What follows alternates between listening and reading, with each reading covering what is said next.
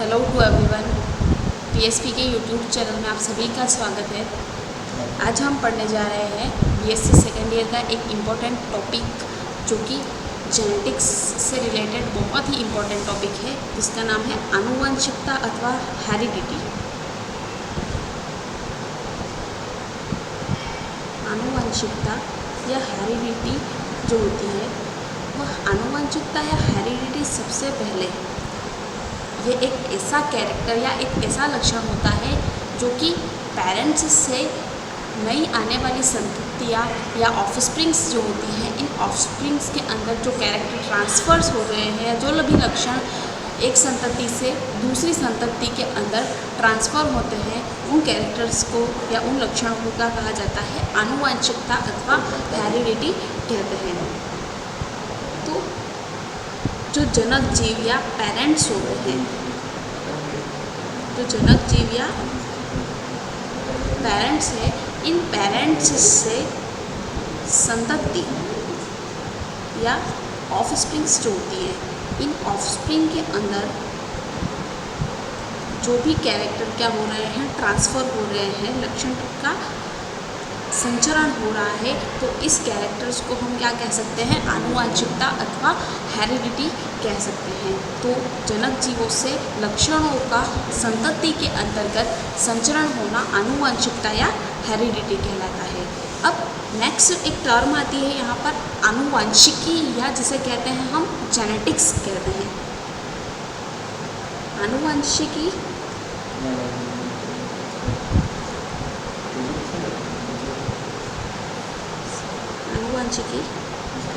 या जेनेटिक्स। अब आनुवंशिकी या जेनेटिक्स क्या होता है, तो आनुवंशिकता या हेरिडिटी जो होती है उसके नियम और उसके आनुवंशिक संचरण, जो मतलब एक पीढ़ी से दूसरी पीढ़ी के अंतर्गत जो भी कैरेक्टर ट्रांसफ़र हो रहे हैं उनको नियंत्रण करने वाला या उनको कंट्रोल करने के लिए कोई फैक्टर होते हैं या कोई भी कारक जो होते हैं वो यहाँ पर आवश्यक होते हैं। इन्हीं कारकों की जब स्टडी की जाती है या इनका अध्ययन करना क्या होता है, आनुवंशिकी या जेनेटिक्स कहलाता है। तो इसकी डेफिनेशन क्या होगी, आनुवंशिकता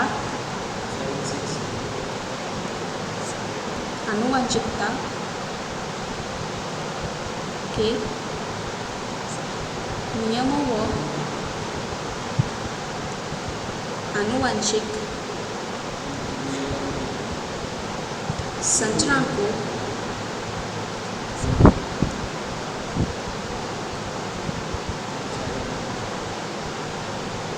नियंत्रित करने वाले कारकों का अध्ययन। कारकों का जब अध्ययन किया जाता है तो इसी प्रोसेस को हम क्या कह सकते हैं, आनुवंशिकी या जेनेटिक्स कहते हैं। आनुवंशिक कारकों का अध्ययन। सबसे पहले ये जो आनुवंशिकी या जेनेटिक्स वर्ड था, यह बैटसन नाम के साइंटिस्ट के द्वारा दिया गया था। तो बैटसन द्वारा सबसे पहले ये वर्ड दिया गया था। बट जो आनुवंशिकी का जनक जिसे कहा जाता है या पेरेंट्स ऑफ जेनेटिक्स जिसे कहा जाता है, फादर्स ऑफ जेनेटिक्स, वह ग्रेगर जॉन मेंडल नाम के साइंटिस्ट के द्वारा कहा जाता है। तो fathers of genetic Gregor John Mendel.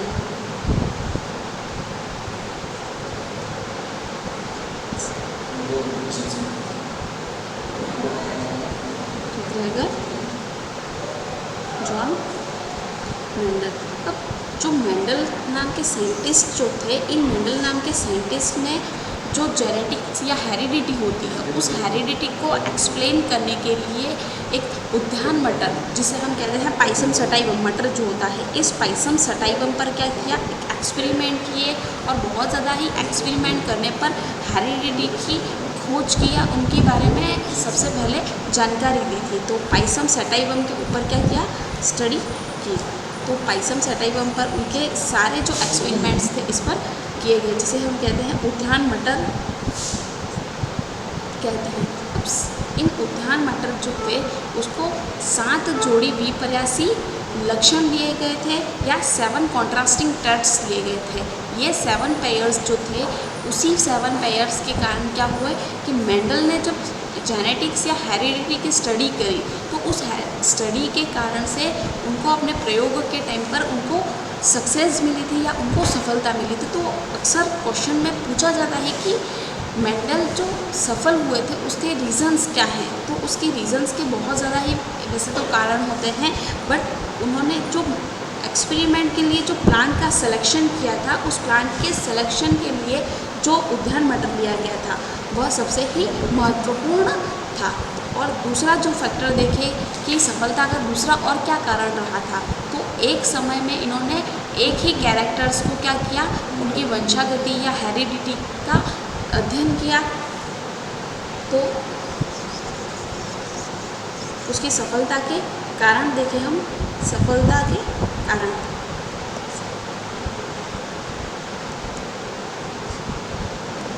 First मटर का चयन। अब मटर का चयन करने से उनको क्यों सक्सेस मिली, तो जो मटर का पादप होता है या पाइसम सैटाइवम जो होता है वह एक एन्युअल प्लांट होता है या एक वर्षीय पादप कह सकते हैं। मतलब यह हर वर्ष के अंतर्गत नया उगता रहता है, ताकि जिसकी इससे क्या होता है कि इसकी जब स्टडी करनी होती है तो हर वर्ष तक उनको लंबे समय तक उसका इंतज़ार नहीं करना होता है कि नई जब फसलें आएगी तब तक उसका वेट नहीं कर सकते हैं। तो एक वर्षीय पादप होता है, यह भी उसका एक बेनिफिट्स था। और सेकंड, इसका मटर के पादप का बेनिफिट्स क्या था कि ये एक शाकीय पादप था या हर्ब्स होते हैं, और इसका जो लाइफ साइकिल होती है पाइसम सैटाइवम की, वो लाइफ साइकिल इसकी बहुत ही छोटी लाइफ साइकिल होती है ताकि इसकी स्टडी आसानी से हो सके। सेकंड जो इसकी सफलता का रीज़न था वह होता है कि एक टाइम पर इन्होंने क्या किया, एक ही कैरेक्टर की वंशागति का अध्ययन किया था। और एक टाइम पर एक ही कैरेक्टर की वंशागति का अध्ययन करने से क्या होता है कि उनको ज़्यादा चीज़ों पर फोकस एक साथ नहीं कर सकते, और नए जो कैरेक्टर थे उन नए कैरेक्टर्स को एक साथ में स्टडी नहीं की जा सकती है। तो एक समय में एक ही लक्षण की वंशागति,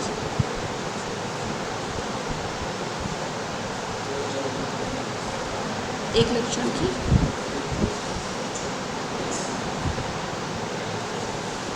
वंशागति का अध्ययन।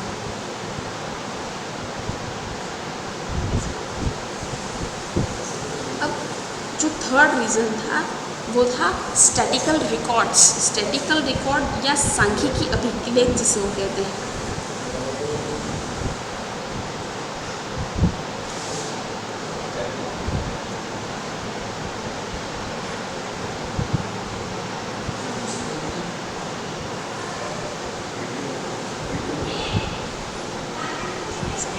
स्टैटिकल रिकॉर्ड रखने से क्या होता था, सांख्यिकी अभिलेख के कारण जो भी रिकॉर्ड्स या जो भी स्टडी की जाती थी उसको मैथमेटिकली रूप से या गणितीय रूप से इसका रिकॉर्ड या उसका अभिलेख रखा जाता था। और सेकेंड रीज़न इसकी सफलता का और देखें हम, तो यह पादप क्या होता था, द्विलिंगी होता है या बायसेक्सुअल होता है। अब बायसेक्सुअल होता है तो इसके कारण से इसको सफलता क्यों मिली, क्योंकि इसके अंतर्गत पर परागण जो होता है वह आसानी से पर परागण इसके अंतर्गत हो सकता है। तो इसका एक और रीज़न पादप के साथ द्विलिंगी था।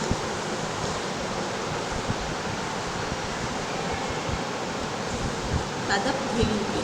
अब 7 जोड़ी विपर्यासी लक्षणों का भी इन्होंने अध्ययन किया था। जो उद्यान मटर था या पाइसम सैटाइवम जो होता है, इस पाइसम सैटाइवम के अंतर्गत 7 जोड़े 7 कॉन्ट्रास्टिंग ट्रेड्स लिए गए थे। और ये 7 कॉन्ट्रास्टिंग ट्रेड जो थे उसमें एक जो कैरेक्टर होता था वो तो प्रभावी या डोमिनेंट होता था, और जो सेकंड फैक्टर होता था वो कैसा था, अप्रभावी या रिसेसिव कैरेक्टर था। इसी के कारण इसको मेंडल को क्या हुई, अपने प्रयोगों के अंतर्गत सफलता प्राप्त हुई। तो ये 7 जोड़ी विपर्यासी लक्षण का चयन।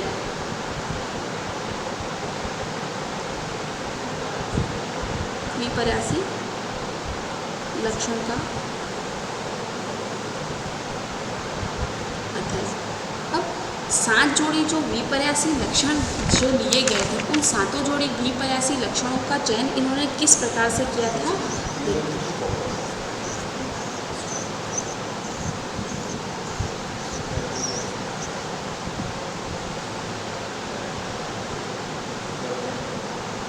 मेंडल द्वारा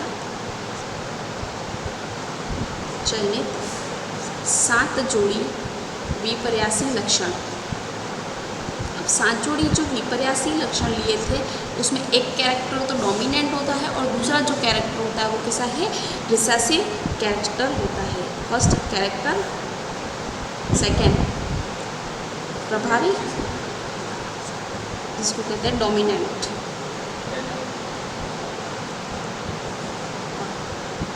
दूसरा होता है यहाँ पर अप्रभावी या रिसेसिव भी जिसे कह सकते हैं।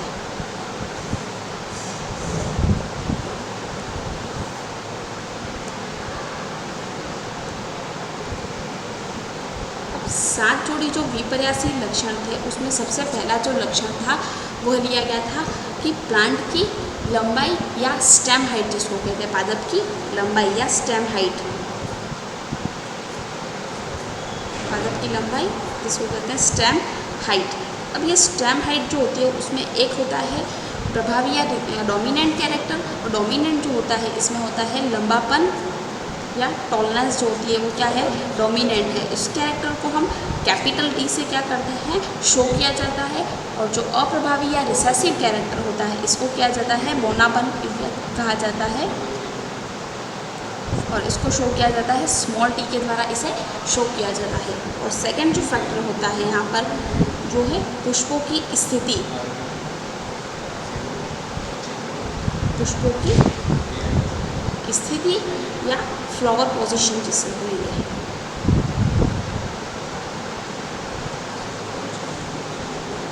फ्लावर पोजीशन, अब फ्लावर पोजीशन एक तो होती है अक्षीय, अक्षीय या जिसे कहते हैं एक्सियल।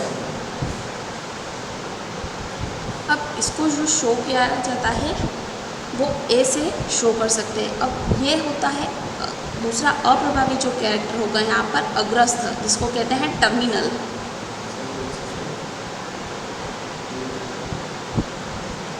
थर्ड जो फैक्टर है यहाँ पर, यह थर्ड कैरेक्टर जो होता है यहाँ पर फली का रूप, फली का रूप या पोड शेप,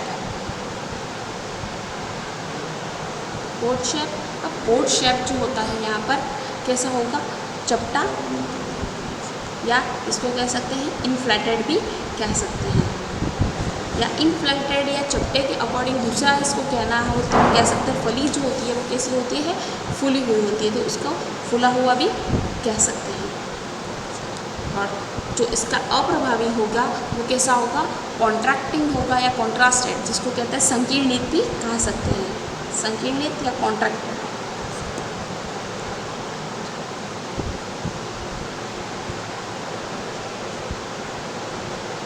फोर्थ कैरेक्टर जो होता है यहाँ पर फली का रंग, फली का रंग या पोड शेप। पोड शेप जो होगा वो एक तो होता है यहाँ पर ग्रीन या हरा, जो कि कैसा है, डोमिनेंट कैरेक्टर होता है, डोमिनेंट कैरेक्टर। और एक जो रिसेसिव कैरेक्टर होता है वह रिसेसिव कैरेक्टर होगा यहाँ पर पीला या येलो कलर। फिफ्थ, बीज की आकृति, बीज की आकृति या सीड शेप, बीज की आकृति या सीड शेप जो होती है वो गोल कैरेक्टर या गोल आकृति जो होती है वो कैसी होती है, प्रभावी होती है। तथा एक होती है यहाँ पर झुर्रीदार, जिसको कहते हैं व्रिंकल, व्रिंकल, और गोल जो होती है उसको ब्राउन के द्वारा शो किया जाता है।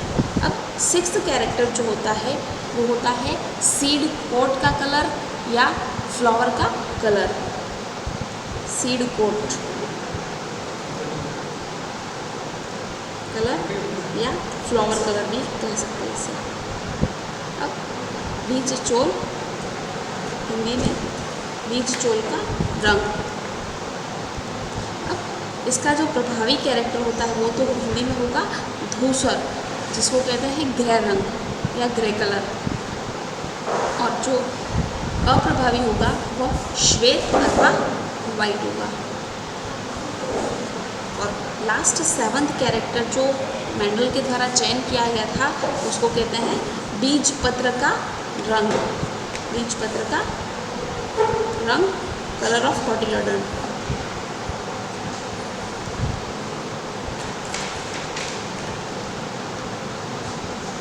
कलर ऑफ कोटिलेडॉन जिसको कहते हैं, एक जो प्रभावी कैरेक्टर होगा वो यहाँ पर येलो होगा और जो अप्रभावी होगा वो हरा या ग्रीन होगा। इस टाइप से आज की इस वीडियो लेक्चर में हमने देखा कि मेंडल द्वारा चयनित जो 7 जोड़े द्विपर्यासी लक्षण थे वो सातों कैरेक्टर्स और जेनेटिक्स या हेरिडिटी क्या होती है। Thank you.